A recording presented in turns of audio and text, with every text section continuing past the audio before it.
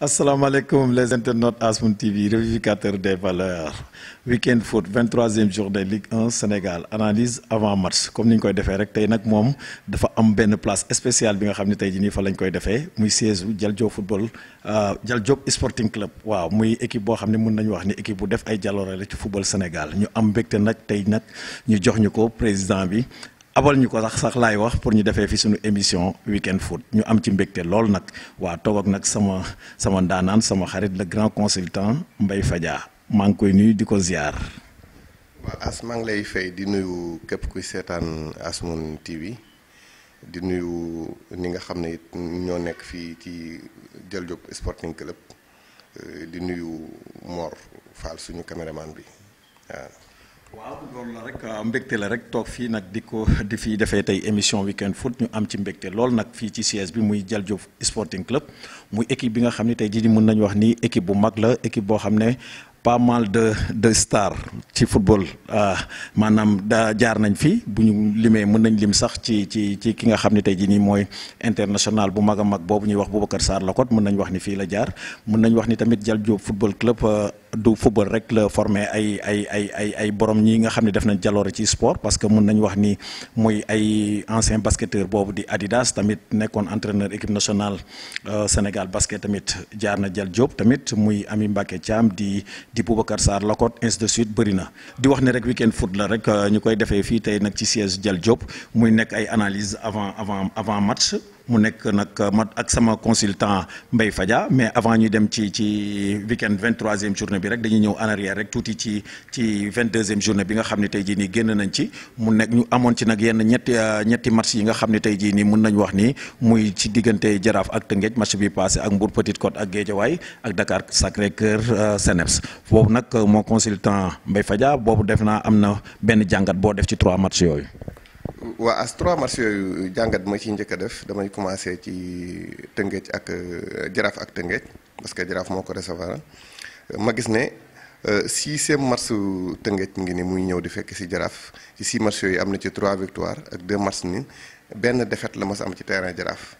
défaite boobu mu ngi nekk le 13 novembre 2016 Jaraaf gagné woon ko 1-0 boobu ba léegi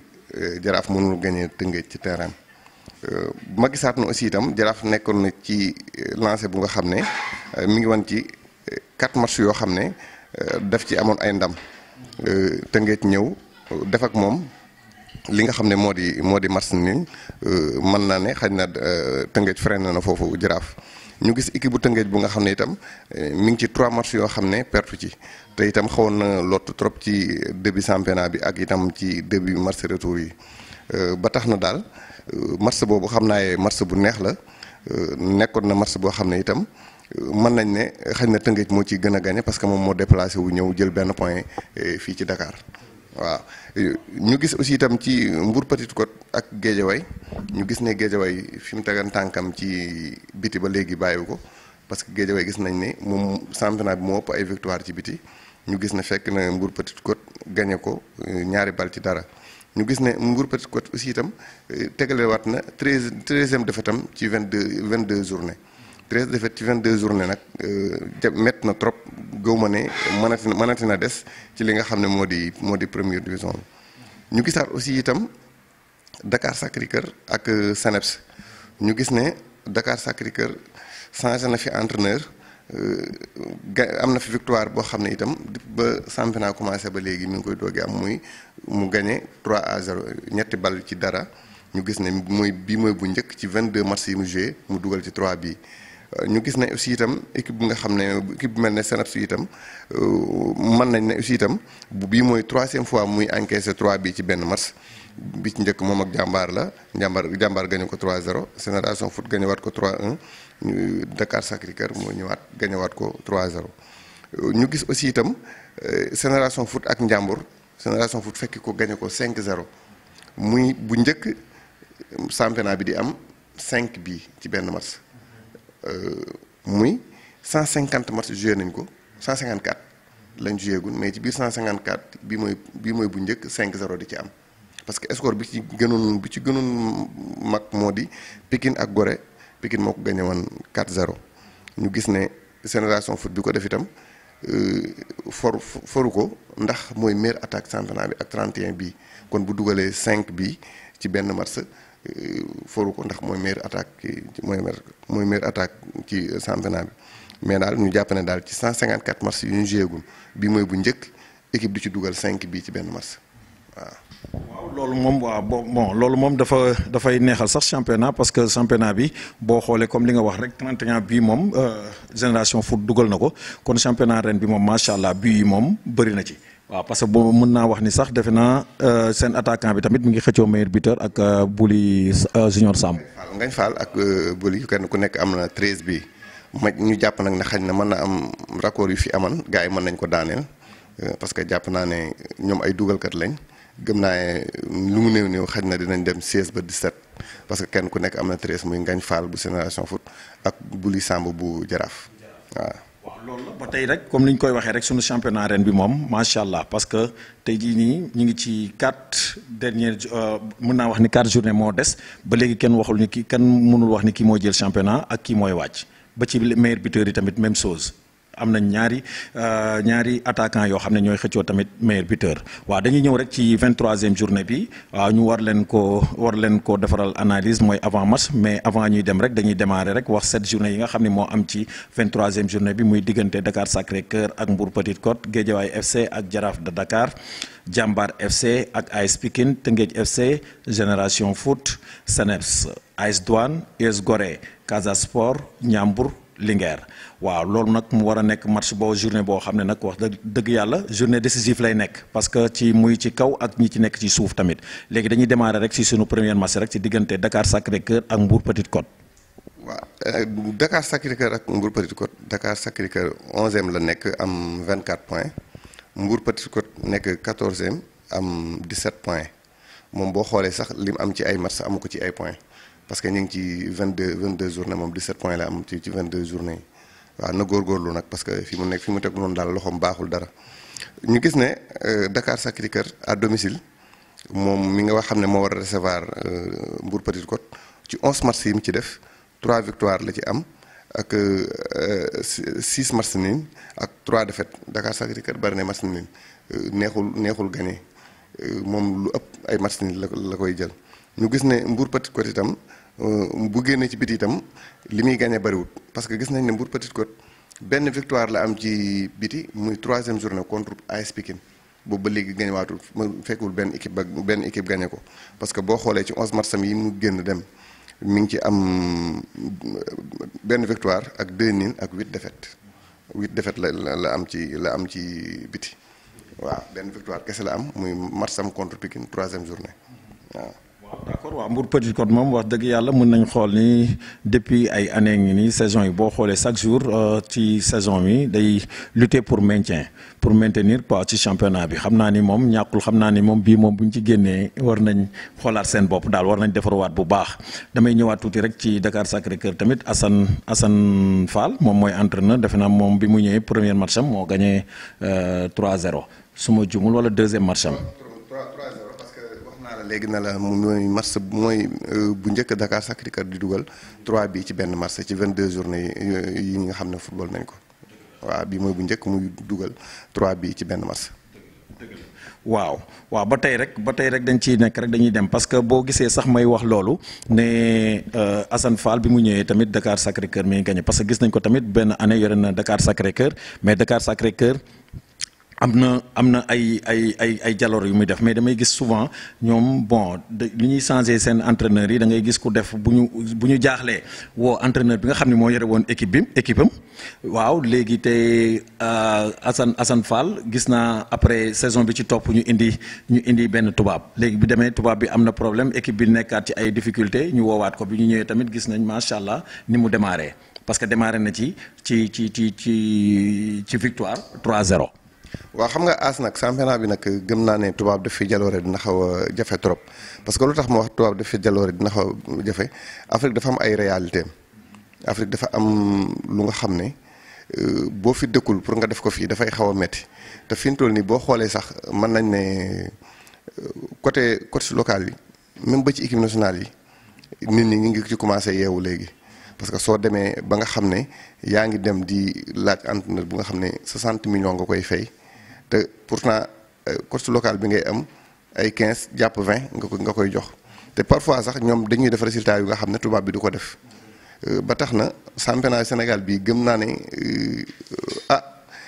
tubaab def fi lu nga xam ne loo koy duñ ko fi def dina xaw a jafe waaw d'accord rek dañuy continuer rek ñu dem nag dem ci Guédiawaye football club ak Jaraaf de Dakar. waaw Guédiawaye Jaraaf Guédiawaye 4e la nekk am 34 points Jaraaf 3e la nekk am 37 points 3 points moo dox ci diggante ñaari équipe yi su ko Guédiawaye gagné dafay am 37 bu ko Jaraaf gagné daf koy gën a romb mais ñu gis ne Guédiawaye Jaraaf match aller bi mooy match nul bi ab bii ci championnat bi parce que 3-3 lañ def Guédiawaye am na benn mi-temps deuxième mi-temps Jaraaf am mi-temps dugal 3 bi mu nekk 3-3 ñu gis ne itam équipe bu nga xam ne muy Guédiawaye ci 11 matchs yi nga xam ne def na ko à domicile wax dëgg yàlla bariwu ci ay victoire parce que 3 victoire kese la am ci biir terrain ñu gis itam équipe bu mel ne Jaraaf itam équipe bu man voyager la parce que gis nañ ni ci 11 matchs yi mu def génn ci biti dem kii ko football yi ko am na ci 4 victoire 4 nul ak 3 défaites mooy 11 matchs yi nga xam ne génn na ko kon Jaraaf équipe bu man ci biti la na Guédiawaye moytu nag bu baax ndax Jaraaf équipe bu man ci biti la ñu gis ne itam ñoom 13 fois lañ daje depuis Ligue Pro amee ba léegi 3 victoires la Guédiawaye am ci moom ak 5 matchs nii Jaraaf am 5 victoires ci moom waaw ñu gis na aussi itam am na ci benn victoire bu nga xam ne mu ngi nekkoon 2018 Jaraaf boobu moo ci ëpp bii ci yu ko Jaraaf dugal Jaraaf da ko fekk gagné ko 3-1 waaw. waaw li nga wax rek la xam naa du nekk match bu yomb parce que defe naa ñoom ñooy lutter pour le titre léegi dañuy jógee foofu rek ñëw ci Tëngéej FC ak Génération Foot boobu moom match moom dina am xorom moom. waaw Tëngéej FC ak Génération Foot Tëngéej FC 9e la nekk am 28 points Génération Foot nekk 2e am 37 points mais gis nañ ne Tëngéej équipe la bu nga xam ne mi ngi commencé di génnaat tuuti. ndax xawoon na am jeexi jaaxal lool mais gëm-gëmu président bi moo tax xañ na résultat yi am ci 3 journées yi jàll am parce que moom dafa gëmal ne Youssou dafa war a des mais am na ñoo xam ne dañu gëmal ne Youssou dafa war a jóge match yu bari am na coow match yu bari wax dëgg yàlla président bi daf ci jàpp rek am gëm-gëmam ne Youssou dafa war a des mais match bu nekk gars yi attaqué nañ ko xañ na nag mi ngi ñëwaat mais itam dafa fekk équipe bu Génération Foot bu nga xam ne équipe bu roode la waaw équipe bu roode la démb nag dañ ko éliminé Coupe du Sénégal ba foofu bala ñoo continuer sax ci championnat bi bëgg naa fi wax tuuti parce que coupe du Sénégal ni ñu ko defee ren jii man sama xalaat baaxul parce que lu tax baaxul équipe yi amuñu effectif bu ñu mën a jouer samedi ak mercredi amul benn équipe bu fi am xoolal fi mu toll nii ñaata équipe nationale 1 ak ñaata équipe nationale 2 ñoo qualifié parce que xam nga lu tax ñoom football lu ñu woon dara dañu toog di xaar ñu ngi éliminer équipe yi rek Jaraaf toog na Génération Foot toog na fi ñuy mujjee nag moo di kiy génn dem Afrique ku néew doole lay nekk wala du am lu mu demee te loolu waroon nañ ko bàyyi xel ndax équipe yi amuñu doole bu ñu mën a jouer mercredi jouer waat samedi sur le plan financier suñ ko attanee effectif bi ñu am aussi mënu ko parce que dafay metti ba tax na daal bu ñu demaatee ci beneen saison wax dëgg yàlla war nañ ko mën di jouer bala ñuy agsi ci fin parce que itam fii ñu nekk nii ci fin saison lañ nekk am na kuy xeex pour jël championnat am na kuy xeex pour bañ a wàcc nga ñëw dooleel ko ci coupe de Sénégal heure bi normalement waroon nañu fekk ci demi-finale man ci sama gis-gis heure bi waroon nañu fekk ci demi-finale. waaw mais nag match boobu Tëngéej ak Génération Foot match bu métti lay nekk parce que Tëngéej bëgg na dajale ay quelques points ba du wàcc parce que Tëngéej moom fi mu toll nii maintien lay joué Génération Foot aussi bëgg na dajale ay quelques points pour dabi Casa ba tax na mën nañ ne xaj na ci match bi gën a neex ci lay bokk man gis nañ ne nag ne 2017 kii fekk si woon na ko Génération Foot fekk si woon na ko gagné ko 2-0 ba tax na mën nañ ne Tëngéej dina joué match bu metti contre Génération Foot waaw. Tëngéej dina jouer match bu metti ak Génération Foot dañu jógee Tëngéej rek dañuy dem Thiès diggante CNEPS Excellence ak AS Douane. waaw CNEPS ak AS Douane CNEPS 12e la nekk am 24 points AS Douane nekk 5e am 31 points mais CNEPS itam booy xool à domicile ci 11 matchs yi mu ci am jot na ci am 4 victoires ak 3 matchs nuls ak 4 défaites loolu mooy 11 matchs yi nga xam joué na ko ci terrain ñu gis na itam ki nga xamante ne bii itam moo di AS Douane équipe la bu nga xam ne itam équipe bu man voyager lay nekk ba tax na CNEPS mi ngi joué match bu nga xam ne match bu métti la ci moom ndax lu tax match bu métti la ci moom mi ngi xëccoo pour bañ a wàcc Douane mi ngi xëccoo pour fekk si gars yi ci kaw parce que Douane itam ba léegi mi ngi ci course bi ci la bokk parce que boo xoolee course bi Casa Génération Foot Jaraaf Douane Guédiawaye gëm naa ne championnat bi du génn ci ñi. waaw gëm nga ni championnat bi du génn ci ñoom waaye tamit de Casa Sport bi ma gis tamit am nañ engagement te pour jël championnat bi waaye ba tey rek football moom amul logique ba léegi kenn xamul léegi bu ñu jógee foofu rek dañuy dem ci US Gorée ak Casa Sport le leader. waaw US Gorée ak Casa Sport mën nañ ne Gorée dafa nekk 10e am 25 points Casa nekk premier am 42 points. ñoom ñaar boo xoolee match aller bi Gorée daf ko fekk woon match nii ak moom 0-0 mais nag bu fekk ko nii ak moom 0-0 taxut retour mu gagné ko parce que gis nañ ne Casa équipe bu mën a voyager la équipe bu mën a tukki la ndax boo xoolee ne moom Casa pour mu génn dem ci biti 11 matchs yi mu joué am na ci 4 victoires am na ci aussi 5 matchs nuls ak 2 défaites. loolu mooy 11 matchs yi nga xam ne génn na dem defi ko ñu gis ne équipe bu Gorée boo xam ne itam à domicile boo xoolee ci 11 matchs yi mu joué à domicile 3 victoires la am 3 nuls ak 5 défaites bari na ay défaites trop ci terrain bi xëy na nag amul terrain moom à domicile bi moom dañ koy tudd ne yow yaa aya tey rek mais à domicile boo xam ne yenn saa yi mbaaw nga koy defee ji wala Pikine nga koy defee ji te dëkk Dakar Plateau. mel ni Casa mooy recevoir foofu. gëm naa moo ko fay ëpp sax moo ko fay ëpp de ndax ku gis Casa match bi mu joué ak CNEPS dañuy seetaan am ko ma wax ne moom mais waa Casamance baree nañ ni Thiès mën na ko fu nekk la ñuy jógee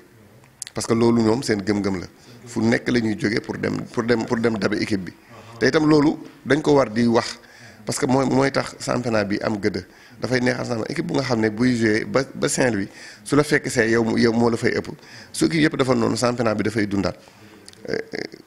bu équipe yëpp doon def noonu xaj na nag ñëpp amuñu dooleem xaj na ñëpp amuñu gëm-gëm bi mais bu ko équipe bi doon def championnat bi dina gën a dundaat waaw. équipe bi di def championnat bi dina dundaat waaye gàcce ngaalaama Casa Sport parce que ñooñu moom dañ leen war a rendre hommage parce que ñoom ñi ngi doxal suñu football parce que keroog def nañ benn émission ci ñoom rek boo xoolee au niveau de Dakar rek 12 sections supporters lañ am nga xam ne kii équipe la bu am une bonne organisation. équipe bu am organisation la parce que bu ñu fexee ba seeni match ñu koy def direct am seen site bu nga xam ne dañ ciy dawal seeni match am site bu nga xam ne actualité yi am ci équipe bi yëpp ñu ngi koy dawal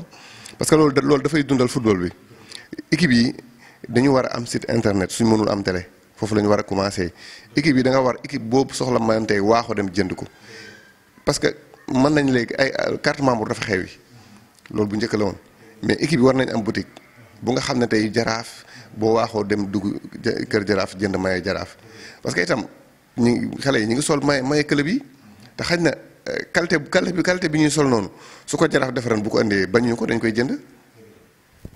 parce que li nga wax nii gars yi nag boo xoolee équipe yi ñu ngi ci parce que keroog rek maa ngi woon séminaire rek ak sama patron Mor Fall parce que ñu ngi woon fële séminaire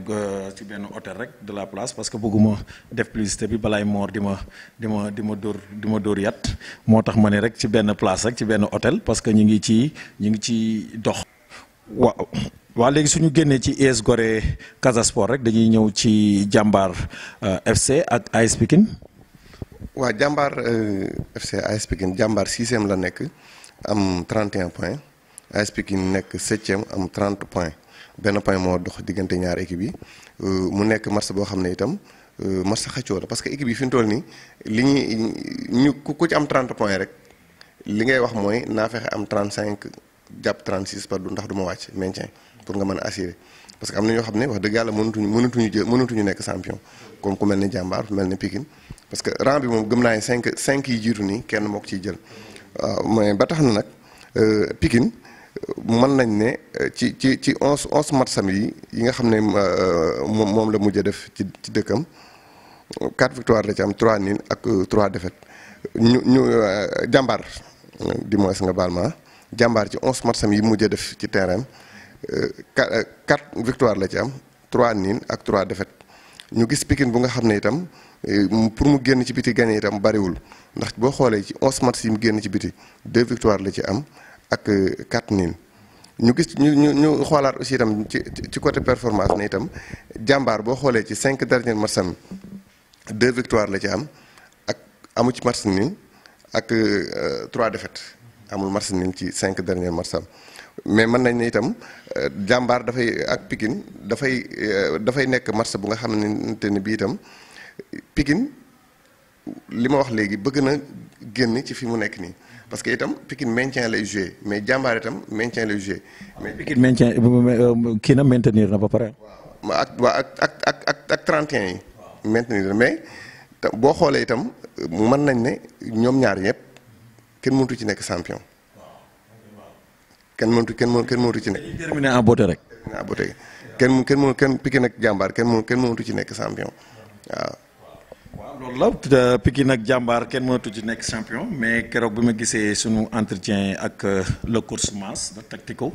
nee na bon l'essentiel que maintenir nañ ba pare kon day tourner effectif am waaw loolu moo lay wan ni kon ñoom seen ambition xam nañ ni mënatuñu jël championnat bi li ci des rek mooy ñu maintenir ak terminer en beauté tourner seen effectif léegi dañuy ñëw ci le dernier match muy diggante Ndiambour de Louga ak Linguère Ndiambour moom temps yi li muy encaissé bari na. waaw Ndiambour ak Linguère. Ndiambour mën nañ ne moo ak Linguère match la bu nga xam ne andi na coow ci biir semaine bi est-ce que sax dina am ndax Ndiambour match bi dañ ko délocaliser jële ko foofu ndax coow li mu amoon digganteem ak Jaraaf amoon na droit nag def appel ci 48 heures yi waxat nañ ñoom it ne dañ koy def mais li leer ba leer daal li Ligue Pro jël mooy match bi du amee Louga loolu lañ leen wax match bi du am Louga waxuñu match bi supporter du dugg mais dañ dem pour le moment match bi moom du am Louga waxaguñu nag match boobu décision finale bi diggante Ndiambour ak Jaraaf waxaguñ ci lan moo ci war a am du question du ne ay daan yu ñu war a teg kenn daan bi ci njëkk daal moo di Ndiambour moom terrain bi du fa jouer match bi loolu lañ ko wax Ndiambour nag mi ngi contesté d'accordul waaw Ndiambour d'accordul parce que ñoom ci boppam sax bu ñu xoolee xam ne ak rigueur bi nekk ci ligue professionnelle bi xam nañ ni sanction mënul ñàkk ci match boobu parce que c'est la première fois ñu gis ñuy dóor entraîneur ci biir terrain ci Sénégal kon nag am na loo xam ne wax dëgg yàlla ñoom war nañ séntu benn sanction bu lourde ci ñoom mais rek ñu xam ni rek violence boobu amul place yi ci sunu championnat bi ndax dañu nekk dëkk boo xam ne wax dëgg yàlla loolu moom ñoo ko mag nañ fexe rek xoolaat supporters yi rek ñu gën def organisation parce que match bi passé rek gis nañ une bonne organisation fële ca Pikine muy AS Pikine ak AS Douane gis nañ ko tamit ci Jaraaf ak Tëngéej FC gis nañ ñu organisation boobu amee kon loolu rek moo war ci sunu football Sénégal. waaw football bi moom wax naa ko ci semaine passée. li nga xam ne moo di violence bi andiwul dara lu dul bon parce que wax naa ne am na ñu nga xam ne dañuy solu ba jekk ñëw pour seetaan te bokkuñu ci benn équipe kooku nag du xaar kenn di toj boppam te itam championnat bi neexoon na mais fin saison bi dafa am lu ci am lu nga xam ne daal mënoon na ñàkk te li ci am mooy xëccoo bi la ki bëgg a wàcc ak ki bëgg a jël bëgg champion day metti nag. enjeu bi la nag. enjeu bi nag na ci biir terrain bi mais bu mu àgg ci kaw tribune bi parce que kenn ku nekk di nga wax su am naa penalty soufflé luñ ma penalty bi ñu soufflé kay baaxut comme ku mel ne Ndiambour di yaa ngi gis ay vidéo ñu ngi teg am nañ penalty soufflé luñ ko Jaraaf penalty bi dafa def ne mais loolu du football bi ci biir terrain bi la te itam nit ñi bëggaat nañ championnat bi di ñëw di ko seet si waaye bu équipe yi def lu koy yàq ndax am na ci équipe yi nga xam ne kat ñi ngi am recette bu nga xam ne recette boobu mën nañ ci yor seen ay quelques jours mënta yor ñëpp mais mën naa régler yenn dépenses yu ndaw yi ndax équipe yi amu ci ku ci am sponsor bu bari boo xam ne mën nga ci am xaalis bu bari am na ñu ci am na ay quelques équipes yu ci am sponsor mais nag du ñëpp lu ñuy am recettes yi ñuy am rek te recettes yooyu ñu koy indi ñi nga xam ne dañuy ñëw dagg billet dem toog seetaan te gis nañ ne stade yi mu ngi commencé di feesaat mais nag bu xeex yi amee gars yi dañ koy dawaat moo tax na équipe yi war nañoo bàyyi xel loolu bàyyi ko xel moo di ne di jéem a canaliser supporters yi ak yenn dirigeants yi nga xam ne itam ñooy njëkk a wax parce que xale yi parfois dañuy toog gis benn vice président wala benn président bu saaga wala mu wax rek arbitre bi dafa def ni arbitre dafa ni xale bi itam di ci profité ne voilà comme grand bi mi ngi kaas li muy kaas dëgg la quoi loolu gars yi nañ ko bàyyi xel. li mu wax noonu c'est très intéressant parce que tey jii nii un responsable buy def yenn affaire yenn image yoo xam ne waru ko xale yi tamit bu ñu ko gisee tamit dañuy naan mënuñu ko bañ a def parce que ki leen jiital war leen jox exemple war leen teg ci yoon di def yenn yoo xam ne waru ko def kon nag loolu moom mooy indi lii rek quoi waaye xam naa ni moom bon ak championnat bi ñu gis nii ren gëm nañ ni déwén dina gën a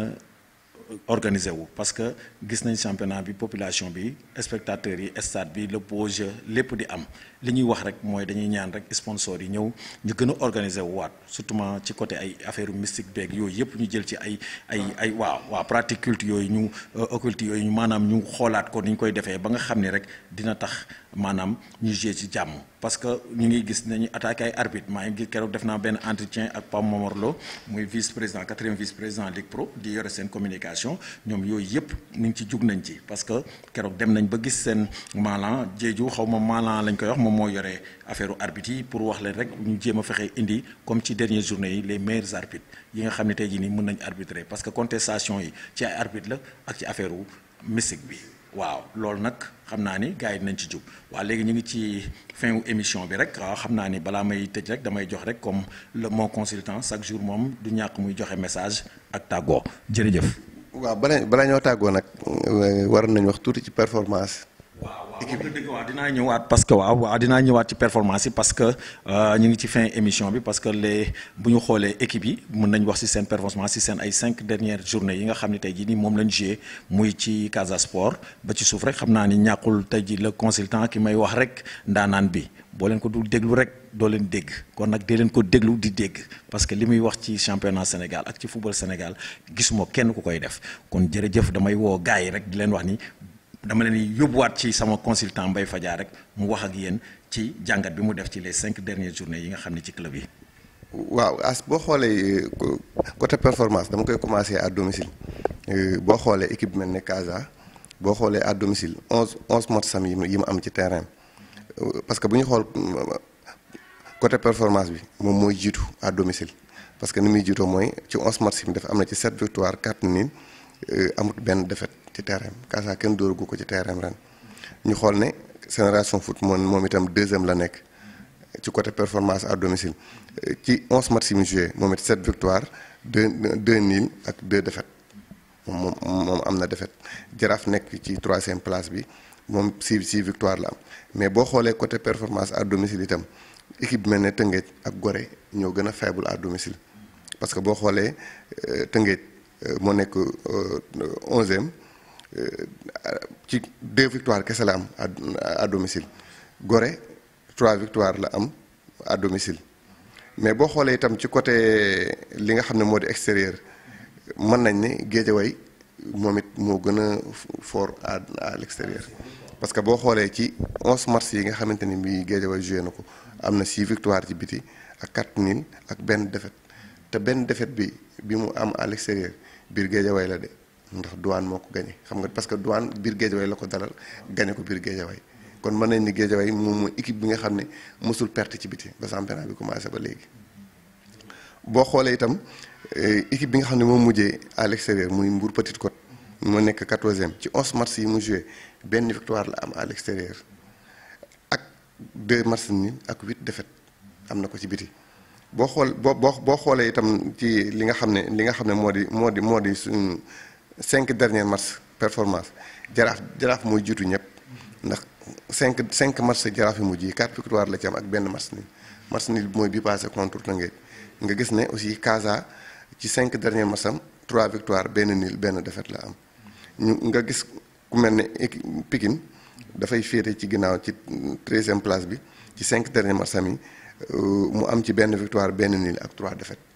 loolu daal mooy performance yi nga xam ne ci 5 derniers matchs yi ci laa ko calculer quoi waaw. waaw dëgg la waaw nii nag mooy Mbaye Fadiar rek le consultant l'expert mi ngi noonu rek waaw maanaam football Sénégal la maîtriser dañ ci am mbégte rek waaw di wax rek ñu ngi ci fin wu émission bi xam naa ni du ñàkk rek nga sànni sa benn message rek après ma tëj suñu émission. waaw message bi du ma taay di wax parce que fi mu ubbewoon fi laay tëjewaat du ma taay di wax Idrissa Gana Gueye man Mbaye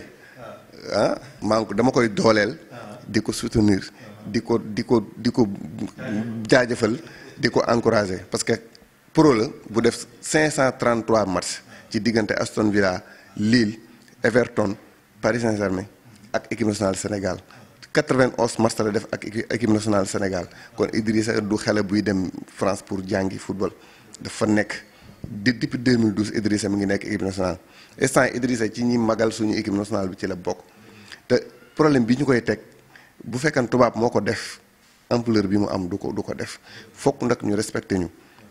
respect boobu ñu jox nag suñu footballeurs yi ñoom ñoo koy ñafe pour ñu jox leen ko parce que li xoqatal yi ñu koy def yëpp mënuñu ko teg dara li ñuy def nii dañ koy tiital di ko xoqatal mais Idrissa xamal ne Sénégal yëpp ñu ngi ci sa ginnaaw Idrissa jaajëf xamal ne Sénégal yëpp ñu ngi sa ginnaaw. dëgg la waaw Idrissa jaajëf Sénégal yëpp a ngi sa ginnaaw man it day man Asma moom day moom l'international maa ngi sa ginnaaw waaw di la wax ne rek lii la rek nit ki moom ngëm-ngëmam moom jàppale ko ci parce que tey jii nii képp kuy jullit ak ku am benn ngëm-ngëm li nga jëfee rek noonu lay jëfee kon loolu mbégte la rek waaw mënu ma dem nag te comme ñu ngi ci fin émission bi te du ma gërëm rek comme d'habitude rek waaw di gërëm tamit waa Jal Diop waa commencé ko ci président bi waaw ba ci suuf bàyyiwuñu kenn parce que xam naa ni moom su ma doon lim duma ko mën a matale waaye am nañ mbégte lool ak contentement parce que fi ngeen ñu jox tey ñi à notre disposition maanaam dañ ci am mbégte mën nañu wax ni sax xam naa 3 journées yi des muy 4 journées yi des yëpp xam naa ni fii la ñuy defee weekend foot bi ñu ciy am mbégte lool di wax ni rek tamit mënuma bañ a gërëm sama patron muy Mor Fall waaw Mor Fall foo ma taxaw ci tuuti ndax dafa nekk rakk joo xam ne wax dëgg yàlla rakk ju am jom la rakk joo xam ne mën nañu wax ni ku am yitte nit koo xam ne dafa fonk liggéey parce que su ma toogee sax nar a retard sax dina ma woo ne ma as jugal tey am nañ émission kon dama koy gërëm maanaam fi gërëm jeexee fa laay tàmmale ci moom boo bëggee gis gor dëgg ñëwal ci sama rakk ji di Mor Fall am naa mbégte lool ci yow gis naa ni ngay jàppee ci combat bi gis naa ni nga may poussé am nañ ci mbégte maanaam dama lay bàyyi rek yàlla suñu borom yàlla mi nga xam ne mooy fay yàlla na la suñu borom fay kontaan naa trop ci yow waaw di ñëw rek di wax ni Asmoon Sport weekend foot la woon fii ñu koy defee fii ci siège Dakar Jal Diop Sporting Club dañ leen di jox dig daje rek ci beneen émission incha allah jërëjëf.